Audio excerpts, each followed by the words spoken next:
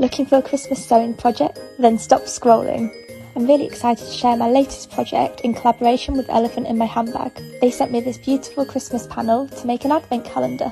The print was really stunning and the fabric felt really nice quality. I've never made an advent calendar before, so I was surprised by how easy it was to make. The instructions came at the top of the fabric panel and were really easy to follow. Once you cut out all the pieces, it's simply a matter of folding down all the edges. You top stitch the top side and the other edges get sewn onto the panel itself.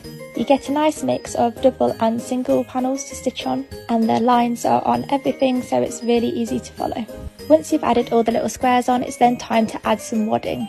The wadding is completely optional, however it does make it feel really nice and looks a lot better if you can. For the backing, I just used some red fabric. As you can see, I used some ribbon to hang it. If I was to do this again, I'd put 2 pieces of ribbon at the top. But I absolutely love how it's turned out. Thank you so much to Elephant in My Handbag.